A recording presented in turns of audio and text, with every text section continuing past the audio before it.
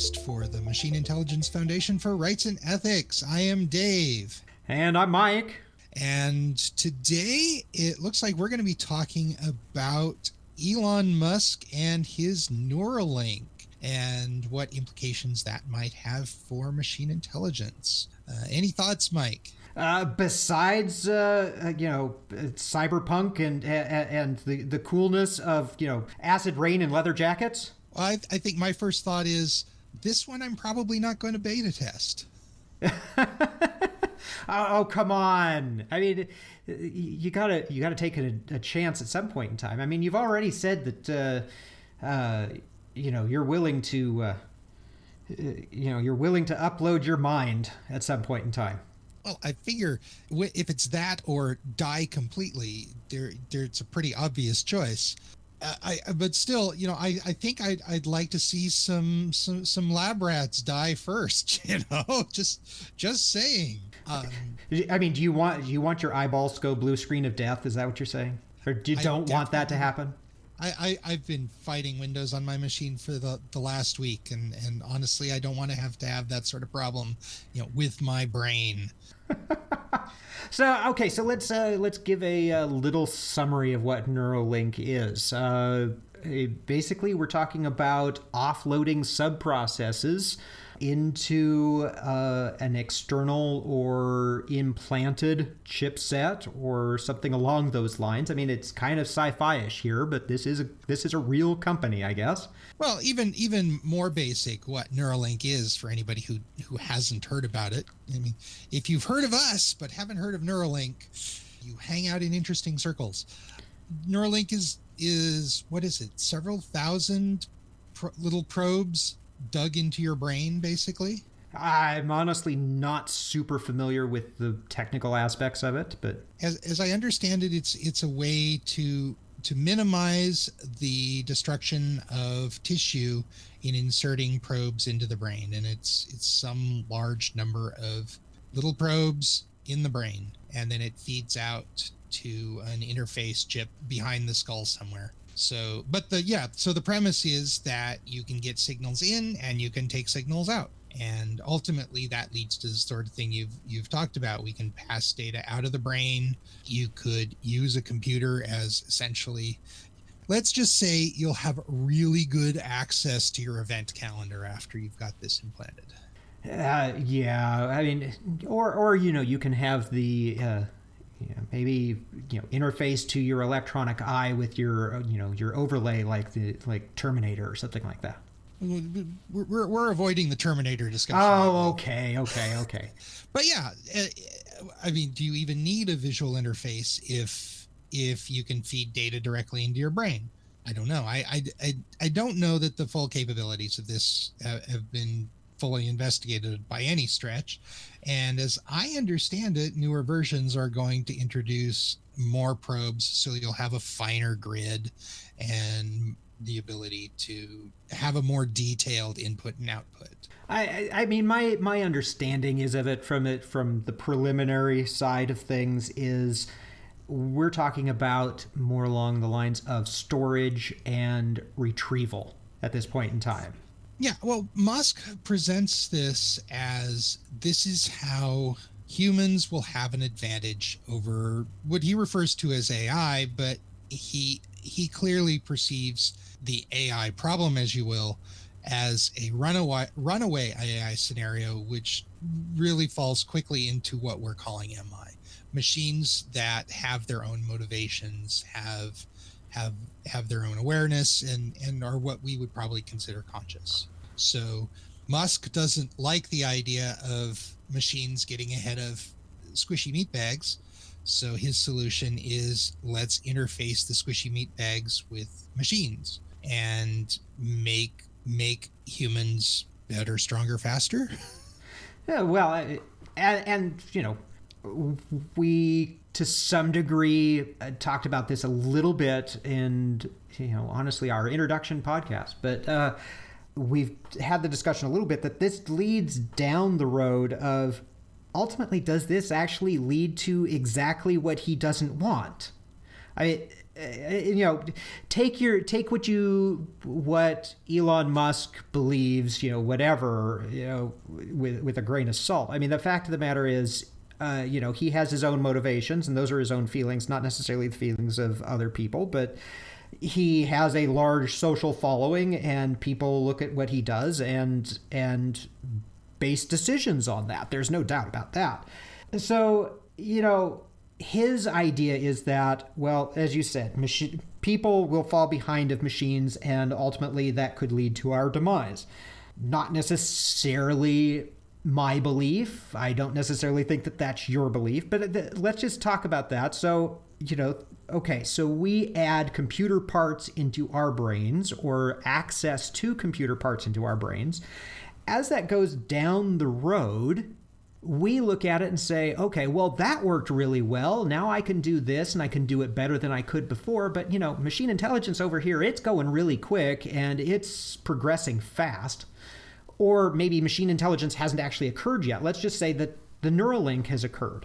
And, well, this worked really well. So that was for storage. Now I'm going to uplink a whole bunch of sensors to myself so I can actually see my entire city at any point in time, and I can actually visualize that in my head, or anything. So you hook up sensors that you can perceive all kinds of things. Now you've got this ability. Well, that worked well, but I can't deal with all of that input without some other computational system to handle all of that, because I'm getting massive overload. So I'm going to offload the computational side of that to this little CPU chip over here, or whatever kind of chip, or whether it's a chip or not, but this system over here. Well, I don't even think you have to go that far. I mean, you're familiar with if this, then that, right? Sure. It's just a little internet-based system that lets you make really simple decisions based on different pieces of data that come into your life. You apply that sort of thing to all of the data that's coming in and going out of your brain via the Neuralink, and suddenly a lot of the stupid little decisions we have to make every day are happening outside of our heads. So, but as we offload more and more of that, at what point in time does the human brain really, its only function is to, keep the lungs and heart running? To serve as a bottleneck on the data. Well, there's that too. I mean, there's a certain point we say, well, the slow part here is that biological function. Everything else is being handled elsewhere. I might just turn off the biological function today. You're saying the meat becomes redundant, huh? Well, I think that if you go down this road, that's the ultimate destination. But I can't disagree with that. I think, okay, there's a whole chain of thought I could travel down here where you talk about how the brain is essentially a gestalt consciousness, and we're really lots of little brains all squished together into one large brain. So if you move more and more of the processing outside of your head, at what point does the human brain become an inconsequential part of the whole? But what you're talking about then is you've really transformed human consciousness into something else, and the human part becomes less and less relevant. That intelligence then that exists outside of the human brain isn't really a human intelligence at that point. It is literally a machine intelligence. Yeah, and we've discussed a little bit that this is one of the pathways that we see as a pathway to a machine intelligence. Is it possible that Musk, in his decision to try to create something that saves mankind from machine intelligence, actually creates the thing that he's afraid of? That sounds distinctly possible, at least from the admittedly ill-informed discussion we just had about it. Yeah, it would be great to actually have one of the engineers and data scientists, that are working on this, to actually sit down and talk to, and maybe that would be something that we could get in a future episode. But to defend that stance, tell me why this is not the road to exactly what you're trying to prevent.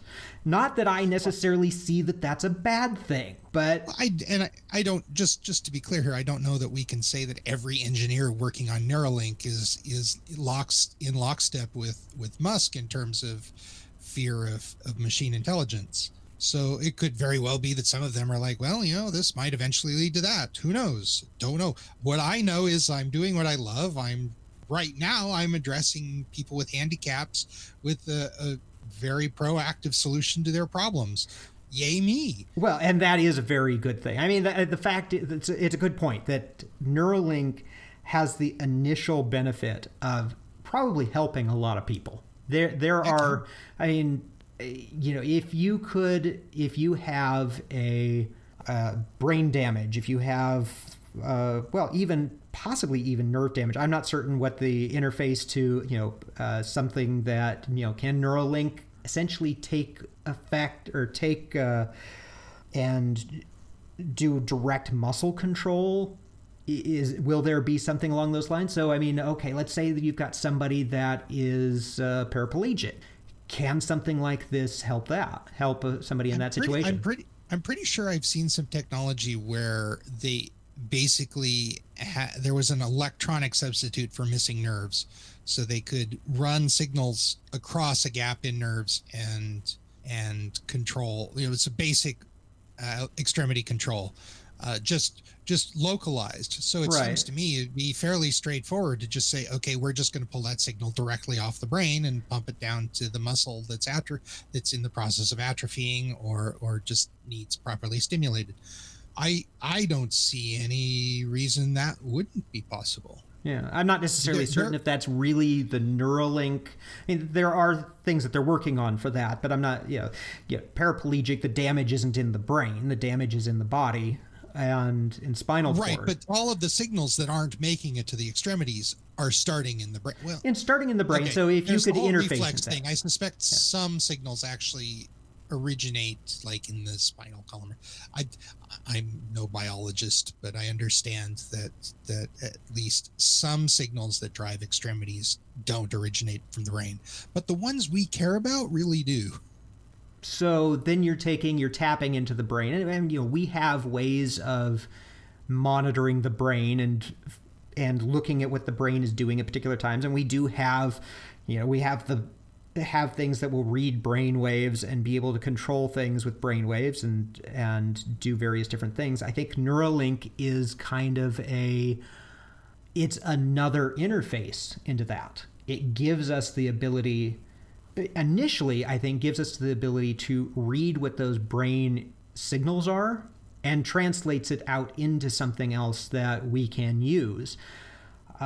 Ultimately, then, of course, is the ability to go the opposite direction. So that's output. But Neuralink, and I think what it's really trying to do is to go the other way as well, and that's the input. Yeah, as I understand it, the goal is absolutely two-way communication with the brain, and because it doesn't do you tons of good to move your arm around if you can't actually get any sensation back from it. I mean, there are innumerable uses for the ability to transfer information in and out of the brain. Certainly, helping handicapped people is high on the list, but it's like the whole artificial limb runners who have artificial feet that are effectively more efficient at running than human feet. And there's an actual concern among some people that in order to maximize athletic ability, people could literally consider amputation. And I think that will honestly be something we'll have to deal with as technology progresses. I can get that we've come up with synthetic eyeballs that are more effective than human eyeballs. Rather than LASIK, I'll just replace the eye. Is that a problem? An ethical quandary there? Yes. We might actually get really good VR at that point in time. I am actually reminded of Asimov's Bicentennial Man, which I think I brought up briefly last time we spoke, and the whole premise that a a what we would consider a machine intelligence wanted so much to be human that he literally continued to replace his body parts with biological equivalents just so he could be more human. I don't recall if it was another Asimov story or or if it was a different author, but there was a very brief science fiction story I wrote once that was basically, or wrote once, that I read once that was basically around the concept of humans thought machine parts were better, so preferred them over organic parts, but they also had the problem that intelligent machines thought that biological parts were better, so wanted biological replacement parts. It was very odd story, but yeah, the question becomes, the real question though is that when we get to the point that a mechanical part is better than admittedly slightly haphazardly designed biological part, we can talk about the weird mechanics of the human eye, I suppose, a little bit. But if you've got a mechanical eye that's better than a biological eye, is it weird to replace it? I think that you will. And then, Yeah, go ahead. but that leads directly into the discussion of if the most of the work being done for me is happening outside my head already, and the squishy meat part in my head is not as good as a machine part, does it make sense to just ditch the meat part? And then if I've done that, am I still human? Am I a machine intelligence? Am I a different thing? And I suspect that were a person in that position and they'd gone through the transition of, I am just a plain meat human being getting a Neuralink for the first time, to the point where all of my mental processing is happening outside of my head with the exception of keeping my organs running, they would consider the machine person that's outside their head to be just the same person that they always were. They've just gone through changes. Yeah. And I think that that's ultimately where we would like to see society anyway. I mean, we would like it so that the machine intelligence versus a biological intelligence isn't really seen as different in the way that it should be treated, I guess. Yeah. It should remain a personal question. You get to choose for yourself. Am I different or am I the same? But as in terms of how society treats you, you are an intelligence. You are a conscious being. That's what counts.